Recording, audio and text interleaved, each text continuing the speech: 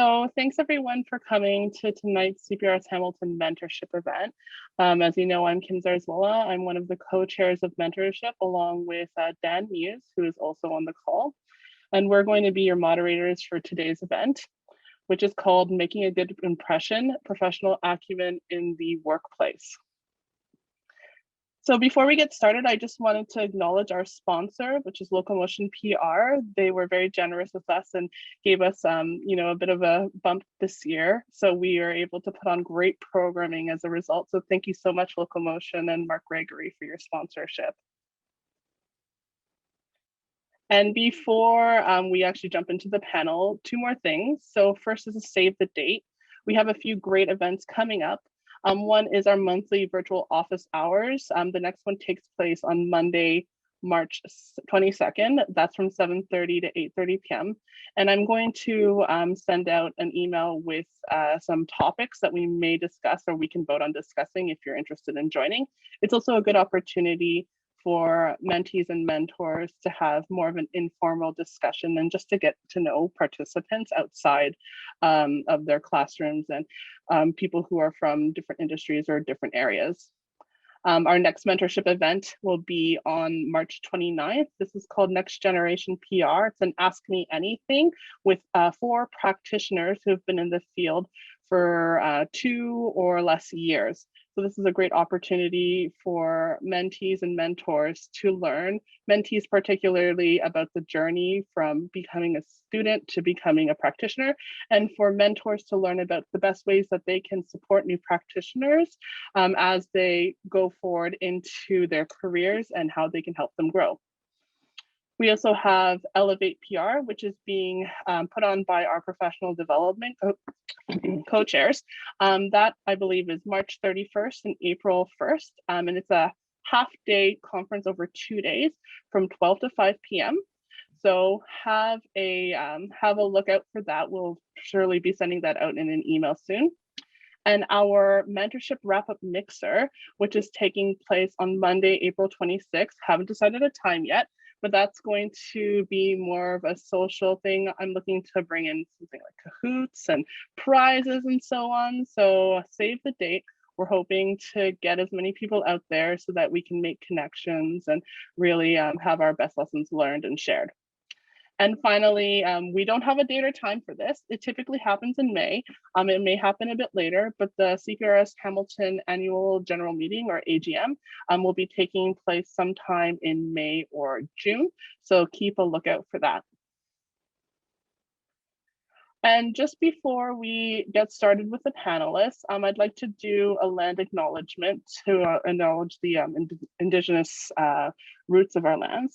So I'm from the city of Hamilton, and the city of Hamilton is situated upon the traditional territories of the Erie, Neutral, Huron-Wendat, Haudenosaunee, and Mississaugas. And this land is covered by the Dish with One Spoon Wampum Belt Covenant, which was an agreement between the Haudenosaunee and Anishinaabe to share and care for the resources of the Great Lakes. We're all coming from different areas. So if you're interested in what your local land treaty is, you can visit the website whos.land, and you'll be able to see what your local land treaty is and learn a little bit more about those agreements. Okay, and without further ado, I would like to introduce our 4 panelists. I'm just going to introduce them briefly and give them an opportunity to give you a little bit more details about themselves. Our first panelist is Anne Lamanes. Oh, sorry, Anne, I just realized that I added an E to your name, and I know that that's not how it's spelled. My apologies. So no worries at all. So Anne, she works for Brant Hospital, but has previously worked for the city of Hamilton. And would you like to introduce yourself? Yeah, sure. Hi, everybody. It's great to be here tonight. My name is Anne Lamanes, and as Kim mentioned, I have previous experience in the public sector, in particular, working in the city of Hamilton. However, if I go way back to my sort of early beginnings, I could actually go back to 2001, which is when I actually got my start in communications and PR. And it's been a very diverse, I'm just realizing this year I'm coming on 20 years, which kind of makes me freak out a little bit. But yeah, in the last 20 years, not just public sector, but I've had experience. I actually started in agency in Toronto. It was my first job out of doing my co-op at Sheridan, which is another great school that offers a great PR program in addition to Mohawk and several other places. But yeah, agency is really where I got my start. And from there, I came back to Hamilton. I actually had the opportunity to work in the not-for-profit sector with the YWCA Hamilton, which was kind of my first spark that was lit in me that really tied what I was doing to the public. So that's where I really thought, you know what, that's kind of where I think my future is going. And so from there, worked a little bit in corporate private sector, but really have spent the majority of my career in the public sector. So I'm excited to talk about that tonight. Thanks. Thanks, Anne. Our next panelist is Gemma Spadafora, who works at McMaster University. Gemma, would you like to introduce yourself a bit? Sure. Thanks for having me, Kim and Dan, and good evening, everyone. My name's Gemma. I'm a recruitment officer at McMaster University. I've been at MAG for almost 6 or 7 years now. I've been in PR, communications, and marketing for the last 10 years. And previous to the current role that I'm in, I was working on the marketing team within McMaster on our international recruitment campaign, as well as our new brand platform, which is the Brighter World campaign. I've lived in Hamilton for the last 10 years. I went to MAC and then I went to the Mohawk College program and graduated. And I've pretty much stayed in the not-for-profit sector. Love higher education, love the city of Hamilton. And so I'm looking forward to talking to you all today. Thanks, Gemma. I'd like to introduce our next panelist. He's my CPRS Hamilton mentor from way back when, and his name is Kalvin Reid. Kalvin, would you like to introduce yourself? Certainly. Thanks, Kim, and hi, everybody. Thanks for attending this evening. I've been in communications now for a decade and a day. Had my 10-year anniversary of becoming a PR pro yesterday. Before that, I was a journalist. I worked in newspapers for about 14 years or so before making the jump over. Like many former journalists, I found my way into comms. A lot of transferable skills, a lot of understanding that you can, or knowledge that you can offer to clients to get them the media coverage they desire, or to get them out of the media coverage that they don't. So I'm excited to be here tonight and hopefully share some insights that you'll find helpful. Thanks, Cal. And our final panelist is Melissa Schweyer, who is working with Habitat for Humanity. So Melissa, please introduce yourself. Thanks, Kim. Really excited and looking forward to our chat today. Yeah, just to kind of go over my bio. I've worked in the not-for-profit charitable space for a little over 10 years now. Hopped around a bit, was raised in Hamilton, so very familiar with the city.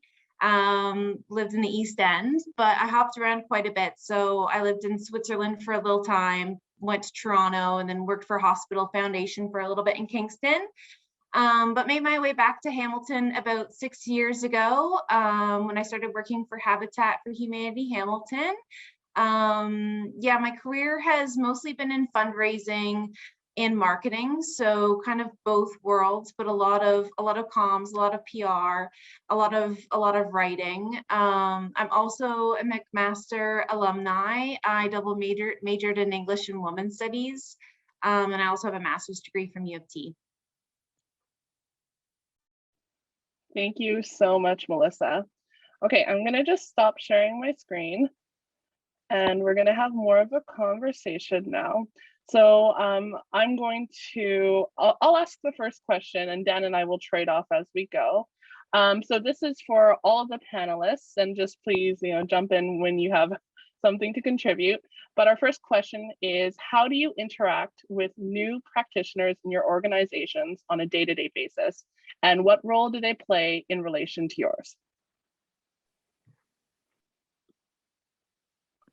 I can go first. So I work at MAC. We have been hiring student service professionals within our current team. We're hiring some interns to help with a lot of the video work that we're doing. And so when I'm interacting with new people, I often like to have almost like an exploratory call and just get to know them and start to have a conversation. I never really have a formal agenda. And oftentimes the reason I do that is so that the person that's new to the team can be comfortable and confident in sharing what their experience is, sharing what they're interested in learning about. And it gives me a sense as someone that is going to be working really closely with them, what kind of opportunities I can plug them into, and then where I think I could, lend a hand and support them. Yeah, I can sort of add on to that. Oh, sorry, go go ahead. Ann. No, Go ahead. Ann, please go ahead. I defer to you. Go ahead, please. Oh, no problem. Yeah, no problem. So in my role right now, I actually joined Joseph Brant in April of last year. So I've been there for almost a year now. And just recently, we hired a new coordinator who I've been working very closely with for probably the past month since she's joined. And I really see her role is really a support role. So when you're coming in as sort of a newer practitioner, you're really coming in as a support person to either support a specialist, a manager. A lot of it is content writing. So my role right now is external communications. So she's been invaluable in terms of doing sort of the day-to-day, the doing work. So the writing, the posting, whether it's for social media, and that's really freed up my time to really focus on strategy and kind of where do we want to take our communications next. Before she came on board, I was pretty much doing everything, which was really difficult to do. So really having that coordinator person to come in and really provide that extra support has been invaluable. And the way that I like to work is I like to give her sort of the tools and the information that she needs to do her job well. But I'm a very sort of like hands-off person. I like to see people try to, figure things out on their own without being too much of like a micromanager. And I think anybody that's, coming in new into the role, you don't want to feel like you're coming in like not knowing what you're doing. So I feel like it's sort of on me to kind of give you the tools, tell you what's expected, set what that bar is, and then let you sort of go from there. And then be available as a support person if you've got a question or need help. So that's how it's been going so far. I didn't mention in my intro, but I work at an agency, enterprise. We've actually hired quite a bit over the past year, pandemic or not, as some people in our business like to say, chaos sells, and it's been pretty busy. So we've added quite a few bodies over the past year and in various roles. So there are some that are maybe say like on par with my position, some above, some below. Others, some are in the PR practice of our firm. We hired for example, a video director. When it comes to people like that, one thing we do is almost have like these small group meetings where this person jump on a Zoom call with 3 or 4 of us at a time and kind of get a feel for his skills and what he wants to accomplish. And likewise, we share areas where maybe he can help us out. When it comes to somebody that would say work with me or on files with me or in the PR practice, it's been a lot of trying to replicate the in-office environment as much as possible. So I don't even remember the last time I phoned somebody. I'm using a video conference platform and contacting them by Zoom. Our office chatter has been replaced by Slack. So now, people are having their little minor conversations on a digital platform and sharing information that way. And quite frankly, it hasn't been unusual for me in the last little while to be having a conversation with a colleague on Slack, text, Zoom, and email all at the same time. And it's not the same as being in the office, as being able to go one office over or kind of down the row of desks, depending on your office configuration. But it's making do as best we can and trying to make the newcomers feel as comfortable as possible and let them know that they are part of this group that can interact and get engaged on these various ways. Yeah, I just add in there that it's a pretty new world out there. And I mean, the practice for onboarding someone new virtually is obviously a lot different than what it was pre-COVID. I haven't had anyone in my particular department come onto the team since COVID has happened. But I will say we've had a few new members on the team. Like we just hired someone on the construction team. And what I've found really valuable is to still have that exploratory meeting like Gemma mentioned, where we are chatting with one another. And sometimes I do go in with a loose agenda. I want to make sure that they understand what it is, what my departments, our fundraising and our marketing departments do, and how we typically will collaborate with their department. And I also, tell them this is what I'm here for, and this is how I can help you. And this is usually how our departments work together. Something I always find super useful when I'm onboarding or meeting someone new on our team is to talk about my communication style and my work style. I think for some new people who are just entering the professional space, it might be difficult to know exactly what your communications and work style is because you're still trying to kind of figure it out.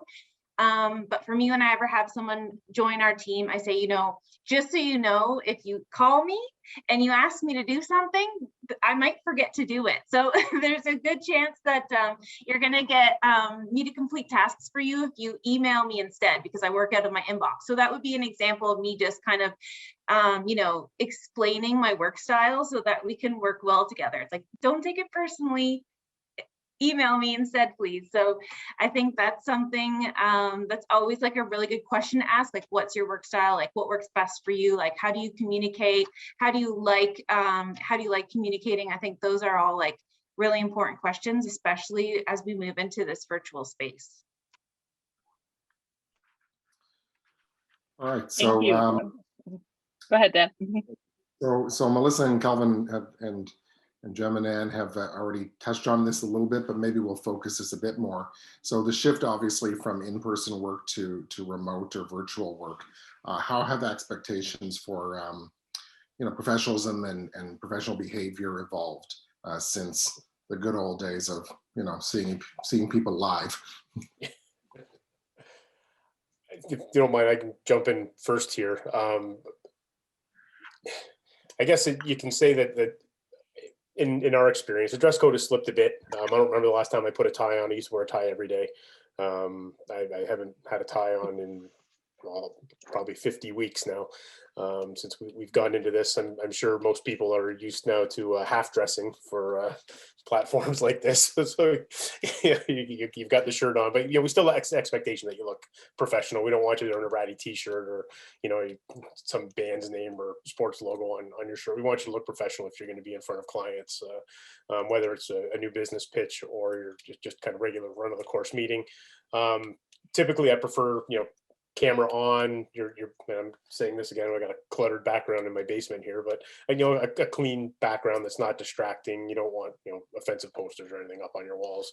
It's all kind of given and relatively easy to understand. I'm also, and it could be a function of my computer, but I'm not a fan of using a virtual background. I find every time I put one on, I look like I'm in a bad 80s B movie with horrible special effects. But others, I noticed Gemma's looks great, right? You can't, mine doesn't look anything like that. I always have that weird halo around my head, and being bald, if there's a light over me, it's just awful. So be aware of that stuff and kind of how you look and present yourself on these platforms, so what works best for you. Yeah, I would say if it's sort of your day-to-day meetings that you're having, to definitely be mindful of all the things that have already been mentioned.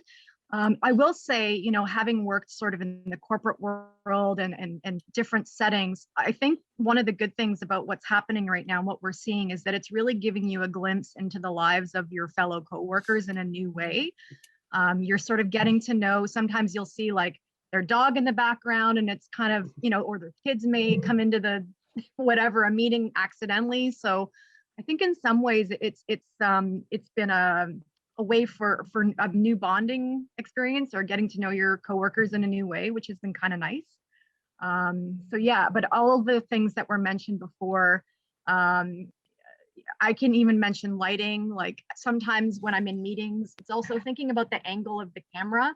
So I've been in meetings where some people have their camera facing down and it's facing up, which is not always great for being able to hear you. And also lighting as well is something to think about. But yeah, always keeping it professional, and but also, having some I guess, some consideration and some empathy for your fellow coworkers. If there's distractions going on, you know, it can add to some light moments in your day, let me say. I'll say, oh, go ahead. Do you want to go ahead, Melissa? Oh, no, it's okay. I was just going to say, taking like a little bit of a different turn on it, I find that since working from home, I don't get to walk to and from meetings on campus. And so I've had to be really intentional about putting time blocks or working blocks in my calendar, because if I say, go ahead and find a time, I find that I'm just in meetings back to back. And then that also tends to wear on me a little bit. There's Zoom fatigue. We're getting close to 12 months. So just making sure, you know, like just communicating and asking, is there a time that works best for you? If your calendar is open, giving that other person that you're trying to schedule a meeting with an opportunity to suggest a time or day that works better for them.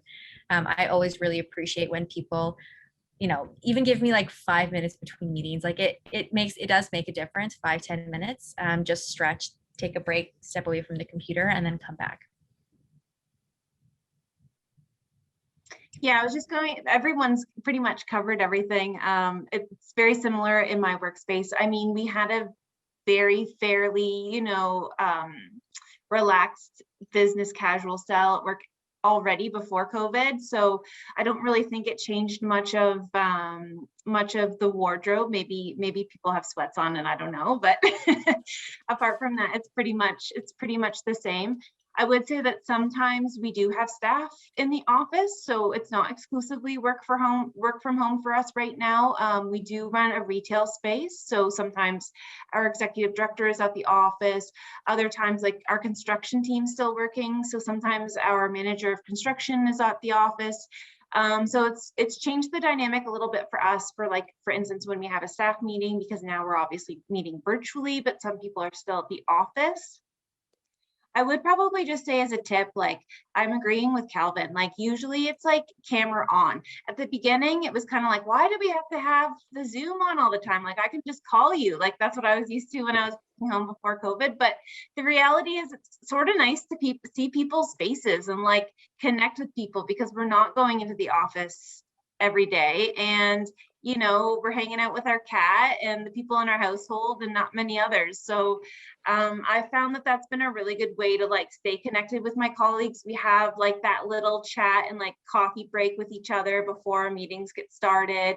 You know, sometimes it entices a conversation at the end of your meeting. So it's just kind of nice to have those, you know, those moments that you used to have around the water cooler or at lunchtime. So I found those moments in between pretty beneficial.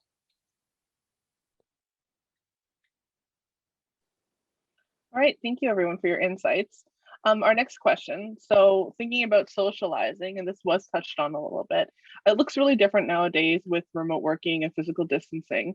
So we're just wondering, how do you connect with your coworkers and maintain or establish relationships? And what can new practitioners do to get to know their coworkers in a virtual environment? I think this one's so tough. I feel for people who are starting a job, a new career, a new position during COVID. I think the biggest piece of advice is just to be patient. You're not going to know your colleagues the exact same as you would if you were working in an office with them every single day. Like within a month's time, you're going to feel like you know them, but like in this climate, I just don't think it's going to be the same. But like what I mentioned, like having your Zoom or Teams calls with your cameras on might be beneficial. It might feel more personal, but really, I think it comes down to being patient, like just knowing that you might not get to know everyone as quickly as you normally would. And I mean, that's okay. And it's sort of to be expected. It'll just take a little bit longer. I know it doesn't sound like fun advice, but that's what I've got.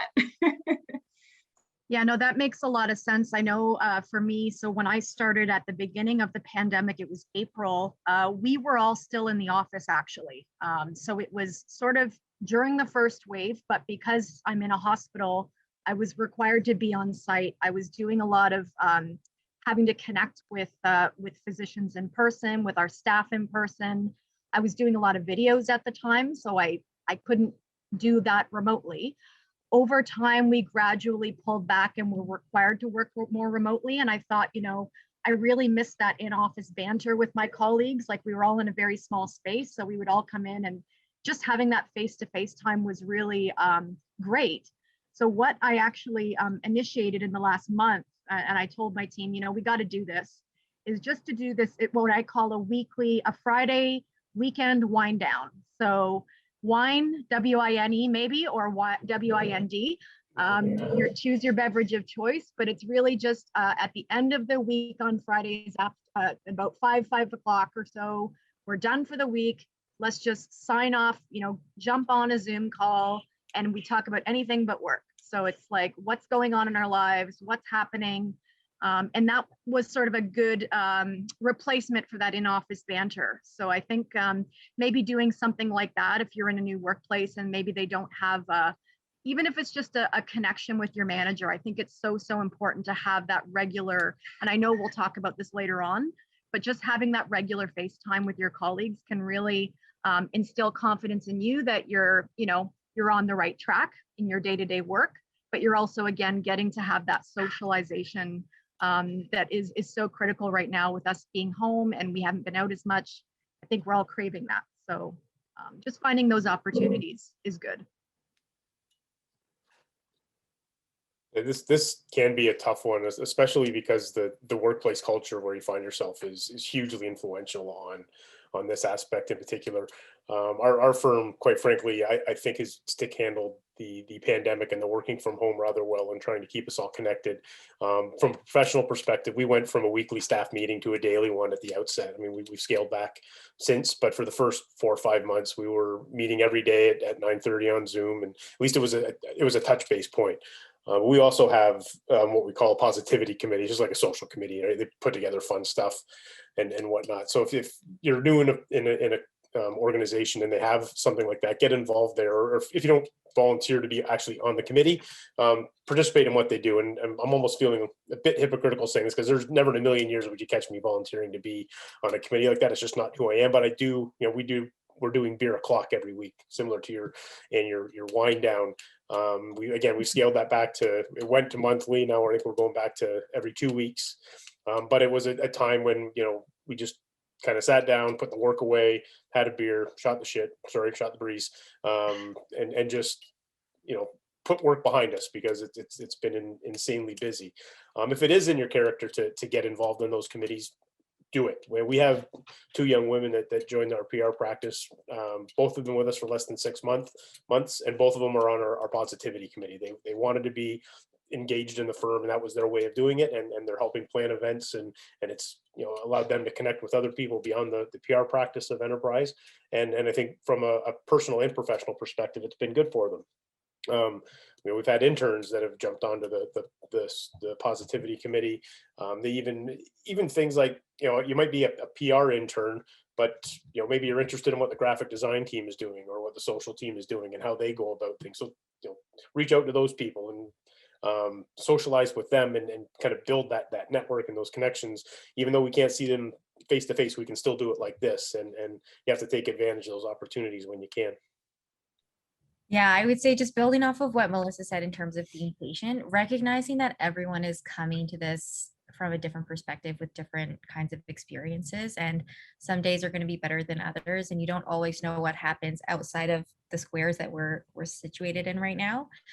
So just being patient, both with yourself and with your coworkers. And I think for us, we always have our touch point meeting in the morning, but there are times where we meet throughout the day. And sometimes we are talking about a project, but organically we just start talking about something else, and just having those moments where you just get to have a conversation with your coworkers. I find that has always just, if we're really stressed about something, or if there's a tight deadline on a project, just having those kinds of conversations. And then for me, I really liked what Kalvin said around just reaching out to the graphic designers, or if there's someone that you want to learn from. I think everyone is kind of craving that social engagement. So at least speaking for myself, it's never a bother when someone reaches out and says, hey, I'd really like to talk to you about the social strategy at Mac. And can you tell me about, I don't know, a campaign or what's happening in recruitment and how it's working with COVID? I'm happy to talk about that. I think it's always nice to just have conversations with people, and it goes both ways. Excellent. We're all craving people. That's why we're here. So this is the last of the preset questions for the panel. I mean, we've got others we can ask just on individual experience basis, but encourage anyone who has other questions, throw them in the chat, and this time is for you. So you've got this excellent resource of 4 PR pros. So a couple of you have already spoken about work in agency world, and I started my career in PR in the agency world, so I'm a big advocate. So what advice do you have for new practitioners looking at the agency world? What can they do to establish good client relationships, both in person and I guess now obviously virtual world, which you've touched on a little bit already? I love this question, Dan, mainly because one of the things that I'm looking for when I'm interviewing a prospective candidate, whether it's for a full-time position or an internship or a contract, we're always kind of looking and assessing, would we put this person in front of a client? What would they be like in a client meeting? How, if they're interacting such a way with us in this setting, is that going to translate to, sitting in a boardroom with a client when you're either trying to land the work or progress a project? One of the best pieces of advice that I ever received when it came to something like this was, when you're going into a meeting, you should always have an idea. And understanding that if you're new to the profession, you're younger, you might be a little bit nervous about putting something on the table like that, but prepare. So you're never going into these things alone. We're always doing things in teams. So in advance of any meeting with a client, confer with your colleagues. Have a clear understanding of, why is this meeting happening? What are we going to be talking about? What is the expected outcome? What do we want to accomplish? What's it look like on the other side? And then you can discuss with your colleagues ways that you can be involved. Is there an item that's specific to your expertise that you can speak to? Is there a piece that you can present? Is there some vital information that you can share? Is there that idea that you can put on the table that however it's going to relate to the nature of the meeting? I think those are some key things to keep in mind when you're in that meeting. And then the other piece, and I know my colleague Stephen Murdoch's on here, and he's exceptionally good at this, is don't be tense. There's no better guy to go into a meeting with than Stephen, because he breaks the ice right away. A lot of jokes, a lot of laughter, it's very lighthearted, and it gets things off on the right foot because it relaxes everybody. If you're tense in a meeting, that's going to show up in anything you do or say in that meeting, and it probably won't come off the best that it possibly can. So try to relax and understand that at the end of the day, meetings are just conversations between two people or groups of people, and you're both in there with the same objective, which is to get to a better spot, whatever the case may be. I haven't worked in an agency, but I've worked with lots of agencies through being at McMaster. And I would say that whenever I'm going to an agency meeting, I always appreciate, especially when someone at a coordinator or internship level speak up, especially from the work that I'm doing. I'm working in recruitment. So I'm looking to hear from my target audience, and the best people to talk to are the people that are closest to that demographic. So understanding what interests you, what platforms you're on, what kind of content you'd like to hear, what you want to know about the university, where you're looking for your information. I want to know all of it. And so by coming to the table with an idea and saying, this is where I like to get my information, whether it's on Discord or you're on TikTok, all of that is valuable information, at least for me. I could just add to that. That's all great advice, and I would really stress the importance of immersing yourself in the world of the client. Who is the client? Really becoming studied in what is their industry, who are their competitors. Follow them on social media. What is their brand personality? How do they come across online? Because your ideas are fueled by what you currently know and how they currently operate. Everything from if they're a publicly traded company, what's going on in the news, like looking them up, doing a Google alert. Like, there are so many different tools available out there to really get you educated so that you can have those more informed discussions when you're sitting at that table. I think that's really critical. I've never worked for an agency, so I probably don't have too much advice. But what I would say is, there's folks who specialize in certain disciplines, And someone once told me at the beginning of my career, like, lean on those people who have the skills that you don't have and learn what they have. Because like Gemma mentioned, like, most people are excited to share the skills that they have. I did not go to school for graphic design, but here I am 10 years later, I confidently say that I'm a graphic designer. So, I mean, there's a lot of the work skills that you will attain will be at work. So I think an agency is the perfect place, you know, to be learning from your peers and your colleagues, and developing skills that you might be interested in but don't necessarily have yet. So I think that's a perfect work environment to, you know, develop those types of skills that you maybe don't have but are interested in. All right, great. Thanks, everyone. I don't see any questions in the chat just yet, so I'm going to throw out a question about public sector. So knowing that when we're working in public sector, that there are often more constraints or processes because you're representing a public organization. What advice do those who have worked in public sector, what advice do you have for new practitioners who are navigating issues in public sector communications? Yeah, so I don't mind kicking things off here. So a couple of things to really think about and consider when you're working in public sector. First of all, I will say it's a hugely rewarding sector to work in. I'll go back to like saying that when I worked at the YWCA, that was really my first instance where I saw the impact of my work affecting human lives, people that were either women that were living in our shelter. But it's really important to keep in mind that in essence, you're serving the public. You have to consider their issues and their interests as well as your own organizations. And also, it's really it goes to say with any organization you're working in that we are working in a diverse universe. We're in a diverse community now. And with that, you have to think about accessibility. You have to think about language. Different social and cultural perspectives need to factor into the strategies that you're putting together. I mean, I worked in departments when I was at the city of Hamilton that, you know, you can't say that it's just this homogeneous audience. You have to think about, you know, the different sectors of people that you're working with. And you know, in my job, it was everyone from homeless individuals to pet owners, gun owners, business owners, rural homeowners. Like, there are so many different audiences out there and you can't sort of paint them all with the same brush. But the bottom line is that you're involved in communicating decisions that affect people's lives. So that's where timeliness, transparency, honesty is really number one. And I would really recommend if you're dealing with sensitive topics, which I will say in public sector, the individuals that make the decisions and sit around that council table, they don't always have a view on the longer term impacts of those decisions, either from a wellness, quality of life, environmental perspective. I mean, that's not everywhere, but I will say that you are sort of that trusted advisor. And you need to really think through when you have decisions that you're responsible for communicating, try to think a few steps ahead and really play out the potential outcomes of that decision.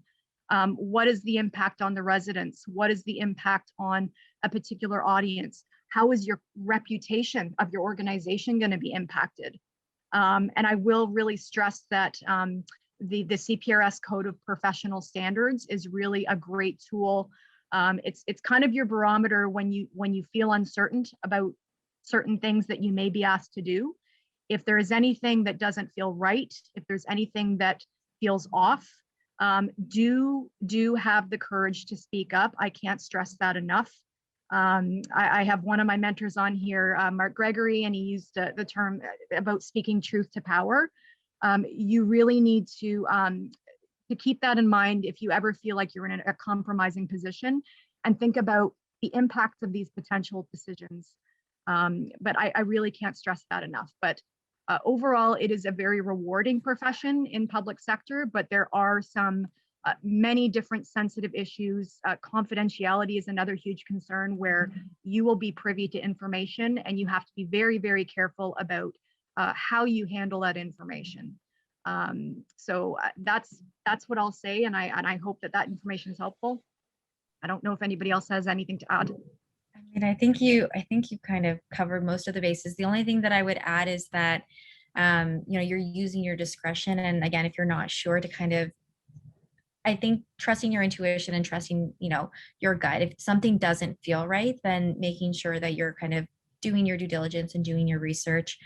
In terms of working in the public sector and having a lot of red tape, you're dealing with a lot of different stakeholders that have different levels of engagement, different levels of knowledge, as well as priorities and investments in whatever the piece that you're working on. So understanding that as a communicator, your role is to you have a lot of information at your hands, and then you also have to make sure that you're using that information. Like, information is knowledge and knowledge is power. And so making sure that you're doing your part in fulfilling your role in that sense.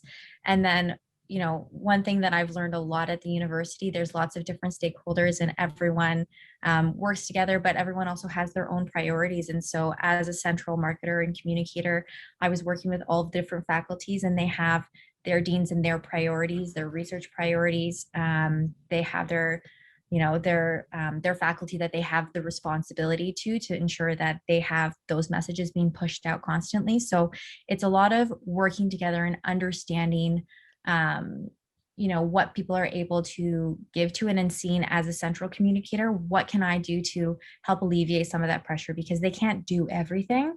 So making sure that I'm, prioritizing and really understanding and giving them as much lead time as I can. And that comes back to being organized and being transparent. All of those things that Anne had kind of touched on.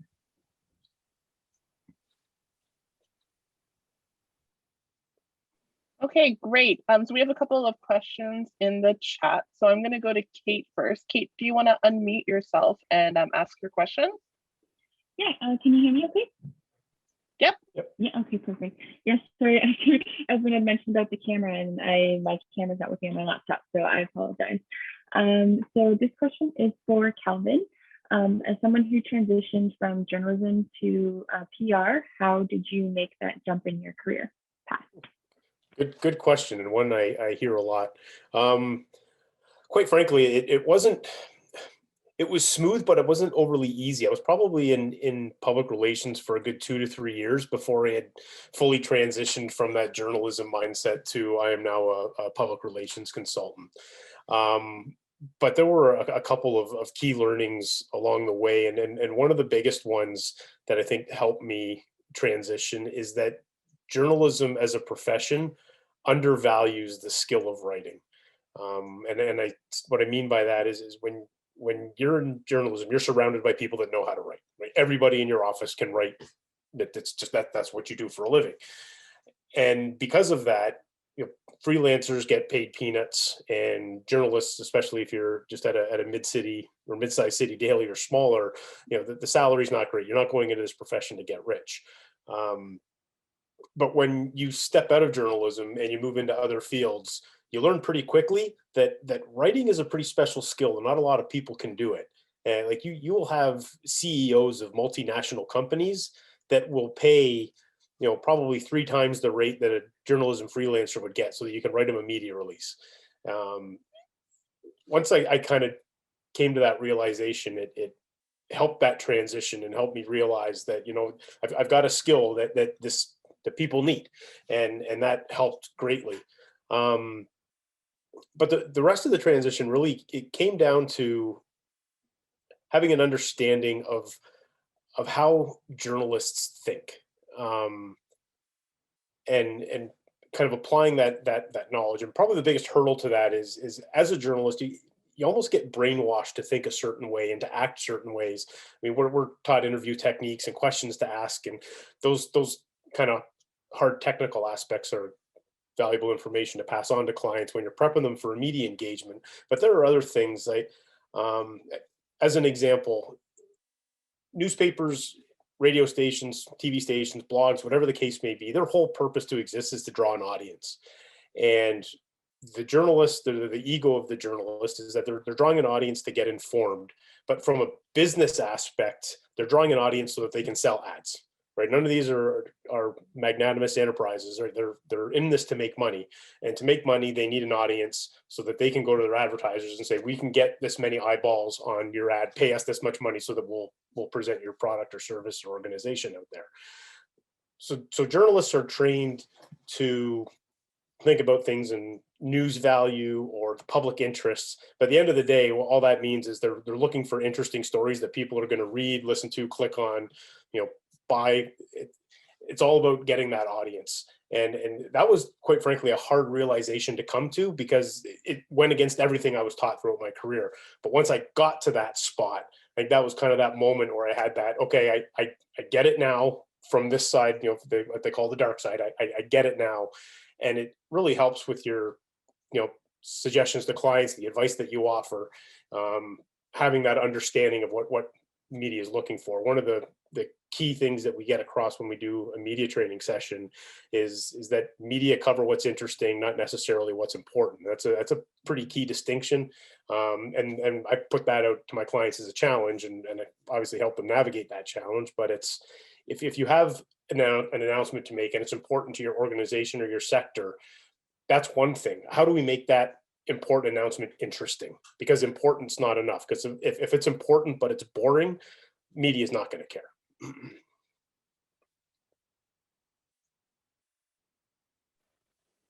Thank you so much for that. I'm going to call on Emily, who has a question in the chat. So Emily, would you like to unmute yourself? Yeah, so I guess my question is more stemming from my personal need to feel self-reliant or dependable. But I suppose if you had given a junior at your work a certain project or something, and they were having trouble with it, or maybe not even knowing where to start, how would you want them to approach you about it in a way that's, showing that they're taking responsibility and doesn't completely look like they have no idea what they're doing? What would you expect from them? I think we're actually going through this right now. So we've just hired a new intern. She's a current student at McMaster, and I think at the very onset, I had always communicated to her, like, I'm aware that she's a student. You're not expected to know everything, and so coming to me and saying and knowing, knowing your limitations, it's not a bad thing. That doesn't mean that you're not capable. It means you're recognizing, okay, like I have a bit of a knowledge gap, like I need a little bit of assistance and guidance, and that is completely to be expected. I think no matter what level you are at, whether you're at a junior level or if you're at a specialist or director level, like you're always going to come into it with a different lens and perspective. And so asking for help and voicing that you need a bit of guidance, I don't think, at least for me, I wouldn't view it as a complaint. I would say, okay, this is something that you need some guidance on. Let's talk through it and let's find a way to give you the skills and connect you with the things that you need help with, and then we can go on our way and have touch points, and then you can continue your work and we touch base again and see where I can help, or have that ongoing dialogue and conversation. I think is really important. I would love to say that this is for everyone, but I want to normalize that conversation with students that are graduating or people that are transitioning careers to ask. It's okay to ask questions. I ask questions all the time, and I've worked at Mac for almost 6 years. Like I still ask questions a lot. So, that's just me. I don't know if other panelists want to contribute to that. Yeah, just to add to that, I learned the hard way many, many, many times early in my career that asking for help is not a weakness. I am one of those people who early on, I really struggled with perfectionism and having to get everything right the first time and wanting to just people please. And that can lead you down a really a bad road. So you have to start to separate the idea of asking for help as a weakness. Your manager wants you to succeed. They are trying to set you up for success. Asking questions is not a sign of vulnerability or weakness. And we have to get past that idea that, we have to get everything right. I think it's a condition of society we live in now, but yeah, ask for help. Everything that Gemma said, it's a good thing if you are speaking up. I would absolutely agree. And I think like as a manager or someone directing like a staff or a team, like having those consistent check-ins and touch points is really important. So hopefully hopefully you're getting like those weekly check-ins that are scheduled, because I think nowadays they're so much more important. They were important before, but now I think they're just so extra important with us working virtually and from home. I mean, it's that one opportunity a week that I have scheduled in my calendar, no matter what. I know I'm talking to my colleague and she's addressing to me like, you know, the things that went right, the things that she got done, and then like this thing that isn't working. And like, can I have coaching on this scenario? Like, what do I do in this situation? So like, we talk through all those things. And like, your direct report won't always have like a perfect answer. Sometimes it's going to be like, oh, wow, that's a tough situation. Well, we could do this, or we could do that, or you could proceed this way. So, I mean, you might even go and ask, and they might say, I don't know, that's a good question. Maybe it should be done this way. Maybe it should be done that way. They might not have given you guidance because they might not know the exact path either. So, I mean, yeah, having those open conversations, I think is really important, and just kind of putting yourself out there. It's easy for me or any of us to sit here and say, just, you know, don't be intimidated. But I understand it's always not that easy. As somebody who, I remember early in my career being quite intimidated and shy and quiet, which is horrible traits to have when you're in journalism. But in public relations, one of the things it comes down to is that if you can't share your ideas with me, I have little faith that you'll be able to share them with a client. And really at the end of the day, what we are selling is ideas and concepts. One thing I really stress to our new hires when they come on is that they should not hesitate to come to me with any questions. I would much rather you find out exactly what you should be doing early on in the process than, you know, an hour before it's due. That just makes sure that work's going to flow a lot better. It's going to make sure everybody knows what's going on. If I hate to say this, but if you're in a situation where you really are intimidated and somebody doesn't want to take your questions about help, I would ask you to question where you're working, because that's probably not the kind of workplace culture that you want to be involved with. And culture, quite frankly, is huge, but that's another conversation for another day. If you are really concerned about going to somebody and asking for help or advice or direction, maybe start with a colleague that's on par with you, whether it's somebody who's maybe just one step up as opposed to 4 steps up the corporate ladder, or somebody that's on a different file, or somebody from another space of the organization. Bounce it off them for somebody you're maybe a little bit more comfortable talking to. Maybe that will help give you the confidence and way to frame it to go to the person that you need to talk to. Another way around it is you can maybe ask for a broader team brainstorming session where everybody's just invited to do a brain dump. And in that scenario where everybody's around the table, you can throw ideas out or put your questions out there. But again, if you are in that situation where you really are terrified to ask for help, I think I'd recommend you probably work on your resume more than whatever project it is you're supposed to be working on. Jim, it's Mark. I wonder if I could maybe offer a couple of comments when I think of some of the rules to live by if you're a young new practitioner and starting in a first job. The first thing is, for me, it's always think like a strategist. It doesn't matter if you're hired as a social media specialist, doesn't matter if you're doing contract writing, but think like a strategist always. And if you don't know, ask, listen. That's one of the big challenges of really smart young people and senior practitioners. Sometimes we race ahead with a solution, but I think listening twice as hard as you're speaking. And what sort of sets people apart is often the people who say yes to every new opportunity, role, or task. And even if it means sometimes working some long hours, it'll all pay off in the end. And if you do have, you're feeling swamped, I'd like Anne's point is at a very timely spot, talk to your supervisor and be transparent and honest and say, I've got a lot on my plate. I think I can do it, but what are your priorities? And they'll help you navigate through that job list. Everybody wants to figure out how to, succeed. And I think the best thing I can share with you is find out what your boss, what your supervisor's priorities are, and make that person's success your job number one. That'll make you indispensable and certainly a star performer. I think it's human nature that we all tackle the B and C tasks first. And if you're working on a list of jobs, always start and get the A tasks done, because those are often of strategic importance. I think finally, be of good humor.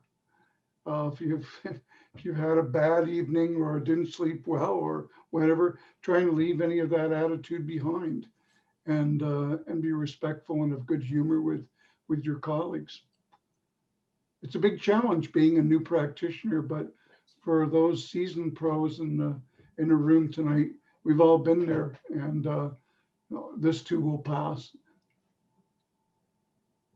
Thank you, everyone. I would like to verify, I have always had awesome bosses, but I am starting a new job soon. So I just wanted to get this, get your feedback. Thank you, Emily. And again, congrats on your new job at the Royal Botanical Gardens. It's really exciting for you. We have a couple more questions. I'm cognizant of time, but if you guys don't mind staying on, we have a question from Briar and also from Nicholas. So I'm going to ask Briar if you can unmute yourself first. Of course. Hello, everyone. So my question is based on us entering the job search period of our lives. So what makes one applicant stand out to you in terms of resume, cover letter, and the interview process? I can speak to this a little bit, because I just went through the hiring process for our coordinator, and I will say at the end of the day, diplomas, degrees, a lot of them, they all basically say you can do X, but at the end of the day, it's really enthusiasm, a willingness to show up and work hard, and really a willingness to learn. We're not expecting you to come onto this job and know everything, and if you sort of I will say in some of the interviews I did, a couple of the applicants were, I don't know if the word is cocky, but they kind of came off like they kind of knew everything. And I like a little bit of humility and just kind of coming in and saying, I'm really eager to learn. I want to learn, and I'm willing to work hard. That's really, I think, more important than what I'm seeing on a piece of paper. You can make a really nice looking resume, but it's really also your authenticity and your personality have to come through in the interview. Not just talking about your credentials and your skills, but who are you as a person is really important as well. Sorry, Melissa, go ahead. I would certainly agree with Anne. I would add that, like, from a not-for-profit perspective, in the charitable sector, if I'm seeing like a resume with volunteer experience, I think it's just so invaluable and important. It shows, that you've taken the time to, look outside of academia and really look to, like, the sector and helping make a difference. If you want to work for a charity and if you want to work for a not-for-profit, it means that you want to be helping people and helping the world and your community. And what better way to showcase that than to volunteer. So from a charitable perspective, that's huge for me. I mean, one day doesn't really cut it. Like, it'd have to be like a consistent volunteer experience for me to be like, okay, this person really stands out. Because to be honest, it's far and few between on a lot of resumes I receive, especially in the charitable sector. So for sure, like, that volunteer experience that's consistent and ongoing, I think really sets folks apart. And it gives people that work experience that they might not necessarily have in a paid opportunity. So I think that's a huge one. I would like to echo what both Anne and Melissa said. Full disclosure, I used to coach Briar in hockey, so this might go a little bit, but Briar, for certain things that we look for when we do interviews and whatnot, sure, the resume is good to maybe get you that opportunity, but I think once you're in that room, you've got to think well beyond your resume and show how you're going to fit into the team. Show what you would be like in front of a client, as I mentioned earlier. We want to see that enthusiasm. I want to see from somebody that they are willing to, progress, right? Like, I don't want somebody interviewing to be a coordinator who's going to be content to be a coordinator their entire career. I want to know, where you want to progress, what you want to do, how you're going to get there. So a standard question that I ask in almost every interview I do is especially for somebody who's new to the industry, typically they'll have their high school job on their resume, whether it was working at McDonald's or in retail or whatever the case may be. I always ask, what lessons did you take from that job that you think will apply to communications? Because there's a ton of lessons. Doesn't matter what you did in high school, there's a lesson you can take from that and transfer it. And it shows that you understand transferable skills, and it's going to show that you've learned in those previous experiences, and this is how you can apply it, in a career going forward. Briar, for you, there's hockey examples you can use in terms of working with as a team, learning how to win, learning how to lose, which is just as important as knowing how to win. Leadership, following a leader, all those things are kind of intrinsically taught in a hockey setting, and they're very much applicable in a professional world. So the more that you can take those past skills and apply them to what you want to do, and show that eagerness to build on them and to learn new skills, I think the better off you're going to position yourself. The only thing that I'll add, aside from making sure that you edit your cover letter and resume and just make sure that there are no spelling mistakes, I think that goes without saying, but I just wanted to say that, is getting comfortable with that interview process. So practicing with someone, talking through your answers, talking through your experience and how it relates to the current position, and really doing a bit of research on what that team or what that organization is doing right now and how your skills can assist and completely amplify and grow or scale the project that they're working on. Or for student recruitment, we're always looking for different ways to connect with our audience, even more so now in a virtual environment where usually we can bring students onto campus and they can see the community. We're trying to find different ways to show them what the McMaster community is. And we know that there is Zoom fatigue. So being as flexible as possible with our content plan or our event schedule is really important, because students can only be in so many places at once. So just thinking about those kinds of experiences and skills, and doing a little bit of background research on the people that are within the positions that will be hiring that role. So if I can just add to Gemma's point there, to have a good understanding of the place that you're interviewing at. Check out their social feeds. If you are applying to enterprise and you want to be part of our PR firm, try to figure out what clients we work with, the sectors that we work in, and show some passion for those, right? So we do a lot of work in food and wine section. So, show passion for food and wine if that's something. We do a lot of work in tourism. Here's some tourism experience. Like, this is how much I love it. Just understand the place that you're interviewing at, and apply your skills to what they do. Sorry, you reminded me of something, Kalvin.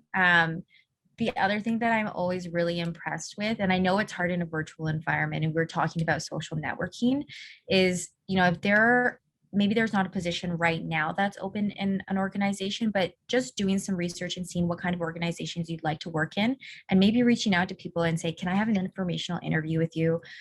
20 minutes, like 20 minutes is nothing. But you can get so much information from that, and then you have a bit of a connection with a person, and you could say, is there someone else that you could introduce me to within your organization that you think that I could learn from? And that's really how I got into McMaster, and how I've continued to grow my network within Hamilton, because I genuinely am interested in learning more. And by showing that interest and just making, extending that olive branch and just reaching out to people to have conversations, it shows a lot of initiative.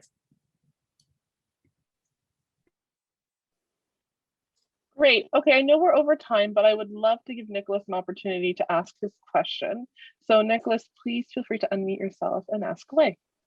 Thanks for staying late, everybody.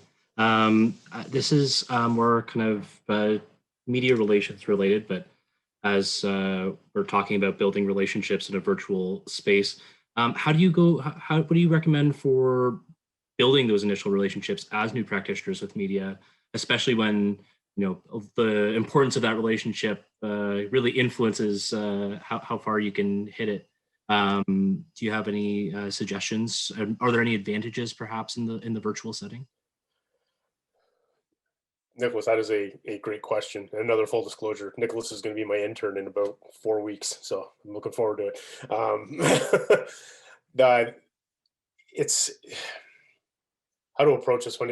There's no one easy answer, but quite frankly, it's also not that different in the virtual world than it would be in the actual world, except one thing that we would often recommend is, just offering to go out for, take a reporter out for a coffee, or, God forbid, a beer, something, just to chat, get an idea of the things that they're interested in, and stories that they might be looking for. But there's a lot of kind of simple tactics you can use. If you're making a story pitch, you can always personalize it by, I was reading your story on XYZ. I was wondering if you'd be interested in LMN, type of thing. Following up, if you do land a media opportunity for one of your clients, after it's done, follow up with the reporter. Thank you for your interest and your time. Really appreciate it. Saw the piece. It was great. Love to stay in touch. If anything else comes up, or if you have any other questions, don't hesitate to reach out. Just kind of maintain that casual, friendly banter, and so that they remember you. And yeah, I guess the other part, probably the biggest part, is the stuff that you are engaging a reporter with has to be good. If you're sending them a constant stream of garbage or crap, they're just going to consider you a waste of their time, and you're not going to break through. So when you get an interesting story idea that they really like and they latch onto, you've unfortunately set yourself a standard that you have to live up to. So it's funny. I just had this conversation with one of our new colleagues last week. She's developed a pretty good relationship with a freelancer who writes for, basically a foodie. She writes for food magazines and restaurant trades. So you got to cultivate that and keep that one going. And when you have a good idea that she'd be interested in, touch base with her, give it to her, maybe even get to a spot where we can offer her an exclusive, so she can get the story break, and then we can take it elsewhere. There's just kind of little things that makes the reporter feel good, because let's be honest, reporters have an ego. That's why they put bylines on stories. So the easier you can make their job, the better it is going to be for you. Yeah, and just to add to that, I can't stress the importance enough of having your spokesperson prepped and ready.